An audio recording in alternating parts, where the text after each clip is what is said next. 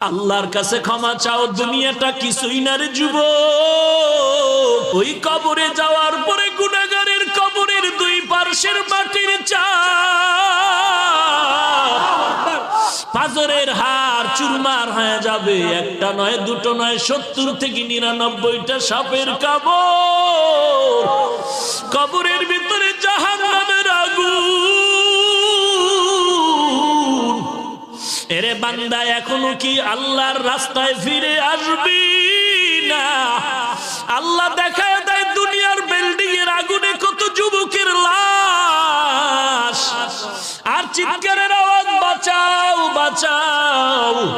একটু চিন্তা করে দেখ, যখন আগুন লাগছিল শরীরের মধ্যে তখন ওদের কেমন লাগছিল, অবস্থাটা কেমন হয়েছিল। ওরা যখন আগুনের মধ্যে সবাই জানালা দিয়ে হাত দিয়ে কয়, কে আছো, আমাদের বাঁচাও। আমাদের ডানে আগুন, বামে আগুন, চতুর্দিকে আগুন।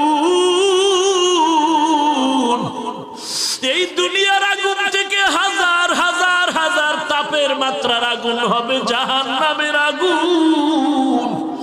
এরে যুবক,